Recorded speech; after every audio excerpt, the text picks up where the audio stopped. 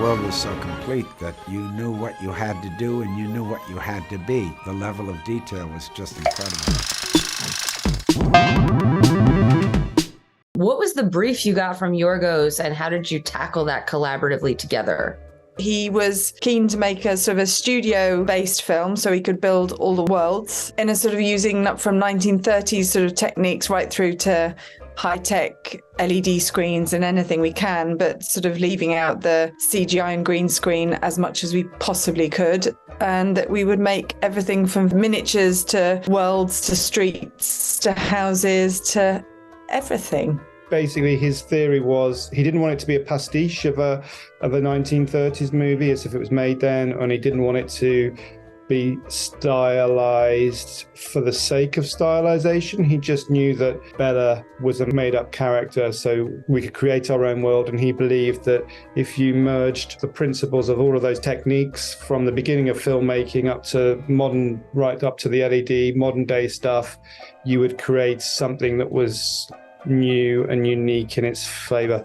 And that was about as much of a brief we were given in terms of what it physically looked like. That was for up to us to figure out along the way. And we did that with the help of 6, or was it 3 images, Shona, that he gave us? There was 6. I mean, I can't remember what the photographer was on one of them, but we had a Francis Bacon painting, an Egon Schiele painting, Hieronymus Bosch painting, and that was it. And a picture of a sculpture, a sort of slightly medical sculpture, and that was it. But actually, we held on to those for dear life, didn't we, James? When we sort of didn't know what are we doing? Where are we going? We would look for something in those paintings, and actually, I think paintings helped us all the way through with our referencing.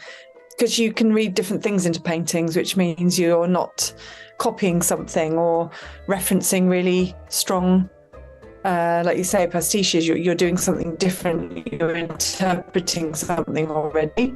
Well, at the New York Film Festival Q&A for press, someone referred to this aesthetic, which is futuristic but with throwback elements, as steampunk. And you guys didn't really love that description. Yeah, agreed. Get it. I'm curious what description you think better suits the aesthetic you created.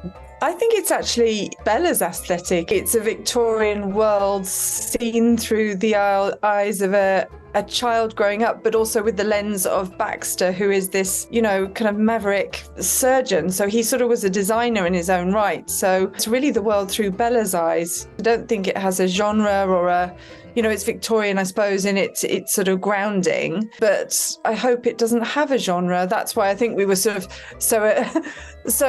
we kept on really saying this is not steampunk. We kept on saying it throughout what we're doing. It's like, this is not steampunk.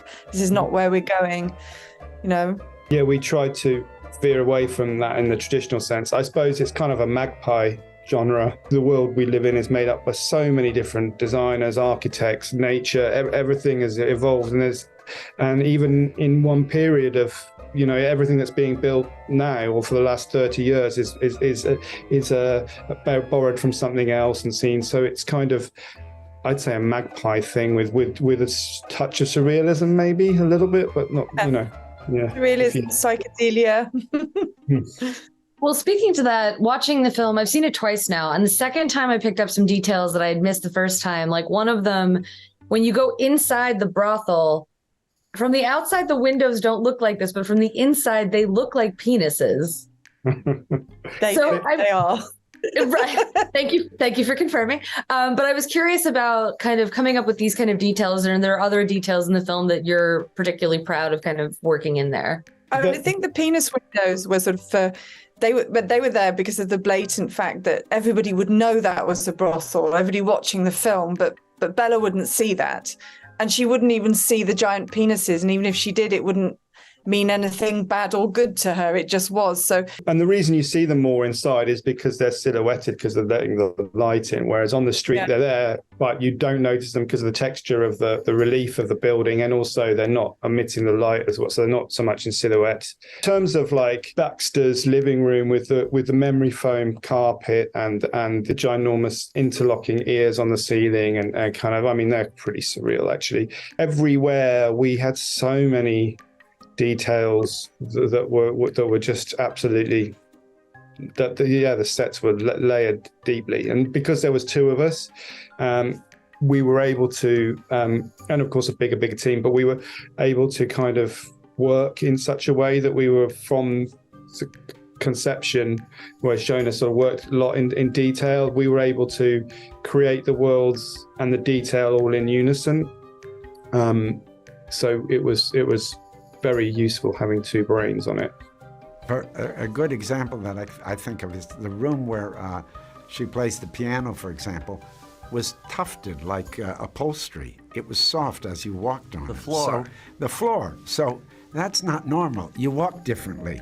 I mean, literally, there were many things that made you, told you what you had to do. It was a very specific world that called for a very specific approach physically and very specific manner. Fair enough, Mark? Totally fair. Oh, man, I did it. There's Yorgos. You didn't like that. Don't give away. I saw what you were saying. Stop.